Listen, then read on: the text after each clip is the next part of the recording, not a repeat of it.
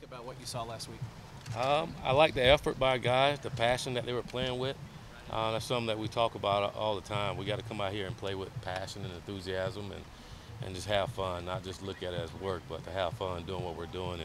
And then I enjoy watching our guys improve each and every day. You know, you expect for some mistakes the first week when you're putting things in, but I thought each day they got better with it. Heading into week 2 now, what are you hoping to see out of your guys? I know last week when we talked, you said just get better, but are there any specifics to that? Well, we're gonna, for us as coaches, we're going over the first week of practice once again. I mean, what we did last Wednesday, we're gonna do today. You know, and we want to see our guys perform that practice at a high level while wearing pads too. So we're just going back over what we did last week, especially with it being an early training camp week. We've had a luxury of going back and doing those things early and getting our guys to understand the basis first before we move to all the advanced level football. Talking with some of the defensive guys, they say they feel like they're really flying around out there, more so than they have in fall camps of past. What are you seeing out of the defense right now? Well, I don't know how about the fall camps before, but I know they're flying around a lot faster and better than they did in the spring. And to me, I just see a group of guys who worked well together this off season. So as they came into training camp, it transferred right out on the practice field with us. But it's made a big difference. I can tell you that. Made a big difference, and our guys have improved big time from spring ball. Did you see Josh Rosen's comments at all today about football and academics? Yes, I did. Do you have any thoughts on that, or do you agree, or what do you feel about that? I really don't have any thoughts on it. I know for years people have been doing football in sports, so in academics. So I know academics have been, you stress that you really want your kids to succeed in the classroom as well. And the reason I asked about that. And they can. You've seen plenty of people over the years who've done well. We got a lot of academic All-Americans out there and pretty good football players too. So if you want to play big-time college football and you want to get a big-time education, then it's on the individual to get it done. So and there's a lot of individuals proving that they can do them both. Arion Springs, as a senior, said he hopes to finally put it all together and not being inconsistent like he's been in the past. Have you seen growth from him? Oh, I have. He had a wonderful spring, you know, especially towards the end of the spring ball, and then he's continued throughout training camp so far. I've seen a different guy that I seen on film last year, just in the little time that we've been together. And sometimes when it's your last go around, you start to put it all together, knowing that it could be an end at any time now. What have you seen from some of your veteran players who, on the defensive side of the ball, where this is their third defensive coordinator in 3 years? Have you seen just an ability to adapt from them and kind of versatility? Yeah. I think for a lot of those guys, a lot of them was brought in to run the defense that we're running now. So a lot of them are feeling very excited about the defense. So I think that helped with the transition of them being with Coach Levitt. You know, I think a lot of it is just the terminology of it, and then that part of it is on us as coaches on how we install things and get it to them so it's not complicated. Willie was the one returning guy who got a new number. Did he come to you and tell you that he had wanted 7? How'd that work out for him to get to 7? Yeah, he wanted 7, and again, Ugo had a really good spring. He had a good summer. Did well in the classroom. He's been really impressive as a football player, but Ugo has become one of our team leaders.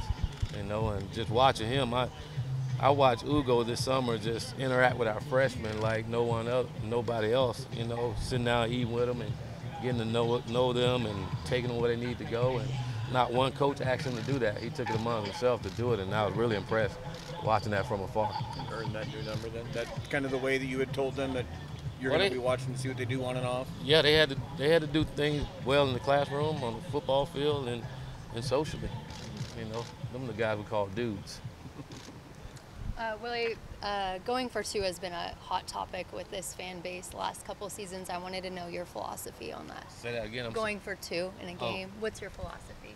Go for it when you have to. I'm not going to go for it for the hell of it. And I'm going to kick an extra point. You know, especially now, we don't have to put the ball back like the NFL. we get the extra point, the little easy one, so we're going to try to get the points and if we have to go for 2, we'll go for 2. You went for it against Kentucky for the upset, though. We had to go for that, and it worked. You had to? Yeah, we had to.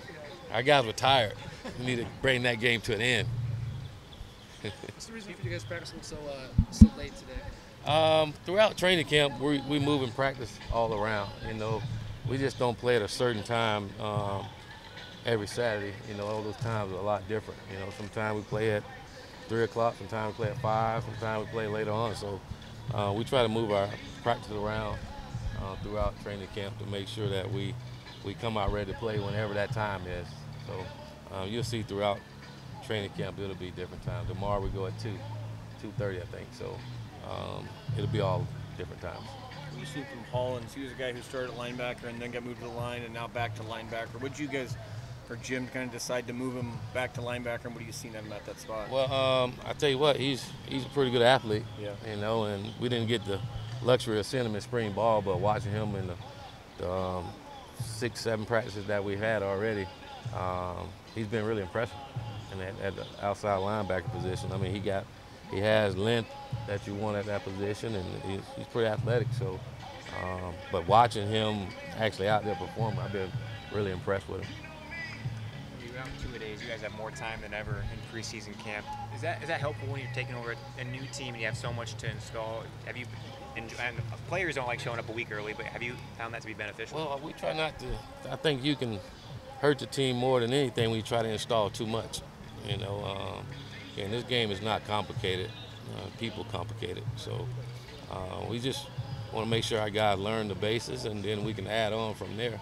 But I think having this time, you get more time to walk through and do things, which a lot of guys learn better that way than on the board. So I think it's good. It give us more time with our guys.